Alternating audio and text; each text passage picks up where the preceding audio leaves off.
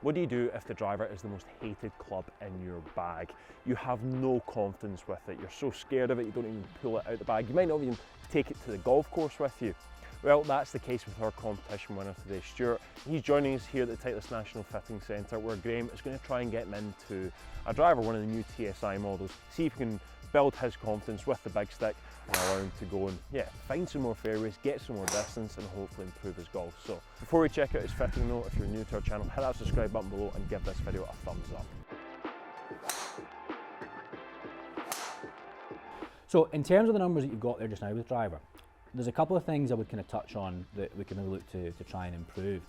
Certainly from a club head speed perspective, at 101 miles per hour, you've got really good club head speed, right? You've got loads of speed that we can utilise. Ball speed wise at 139 miles per hour, we're certainly not getting out the ball speed we could be for the club head speed you're putting in. So kind of from an efficiency perspective, we can look to maybe try and get a little bit more ball speed out of that. The other thing I would touch on as well would be the spin rate. So 3,500 revolutions per minute of spin. Yeah, the ball at the moment tends to probably come off a little bit on the high side with a bit too much spin. So particularly in windy conditions, it's not too bad. Yeah, it's going to get a little bit balloony. That's the one that's going to come down really steep. And if you're not utilising the speed you've got with driver to create distance, it's probably one of the reasons why you find 3-wood is pretty similar in terms of yardage. So we've got to try and get these numbers a little bit more tuned into basically what's going to give you your best result.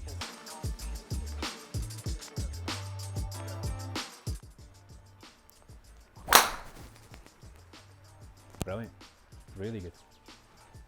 How did you strike that one? Slightly out the... Little touch out the heel? Yeah.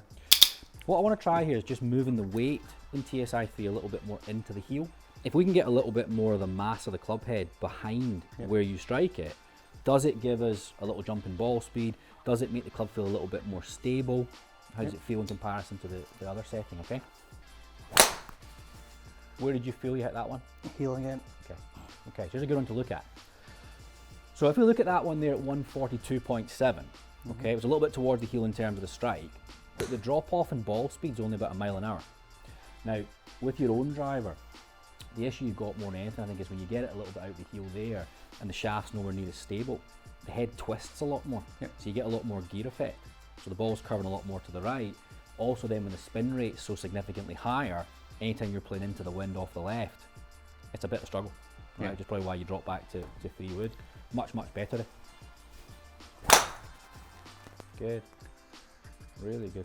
So again, you can see there in terms of that strike location, right, just a hair towards the heel, right, about 7 mils towards the heel side. If your pattern is that way, so we're kind of middle to heel in terms of where you generally hit the ball. If you hit one good, it goes to the middle. If you miss it, it's a little more towards the heel. Moving the weight a bit more into the heel side of the club, what we're almost trying to do is just move those vertical crosshairs a little bit more towards the heel. So if we can get more weight behind where you hit it, it'll feel a lot more stable. So we've got 3 drivers up there on the screen just now. We've got your own driver on the bottom. We've got the original TSi 3 we gave you, and then the second one which you've just hit, which you made a little bit of a change to. So you'll see club head speed wise, your own 101 miles per hour. We were the same with TSi 3, the original one at 1.5. The third one there 100.6. If you look at the ball speeds of each of the 3 drivers, what's interesting obviously is ball speed wise we get a very slight increase with the first one here we hit in TSi 3, and then the second one there's quite a big jump in ball speed. Okay, so even though club head speed went down ever so slightly, the ball speed was a lot faster. Now the only difference between the 2 Titleist drivers we hit there was the length of the shaft. Okay, the second one's shorter. A little touch shorter. Did you feel it standing over it? No, but I think that is the issue I've had over the years, is I'm more comfortable with the shorter 3-wood. Well, it makes sense when you were talking about the 3-wood before that you feel you've got more control with it. Now, obviously with a 3-wood, let's say at kind of 43 or 42.5 inches, we're not going to create the same club head speed, right? But the problem is if you're using a longer golf club, let's say, but you're not converting that extra club head speed into ball speed, there's no reward, right? So the ball speed there is significantly faster, okay, 144 versus 139.5 and 139. If you then look at the launch conditions as well in terms of launch and spin, you'll see launch angle wise this launch is quite a bit lower at 10 degrees versus 14.2 and 10.1 with the original one. Now TSi 3 is designed to be a little bit flatter flying, okay, so I'm not really surprised to see that. You'll see also the spin rate quite a bit lower as well, so 2230 versus 3566. So when you start to look at how the ball's coming down at the other end, with your own driver your average carry was 214. What we said before, at 100 feet and 44 landing angle, it's coming down quite steep. So it's coming down steep, it's not running out very much. So if you look at it here, 220 carry, 253 total. So you've gained 6 yards in carry, but you've gained nearly 20 yards in total distance. So it's a lot flatter, it's running out an awful lot more.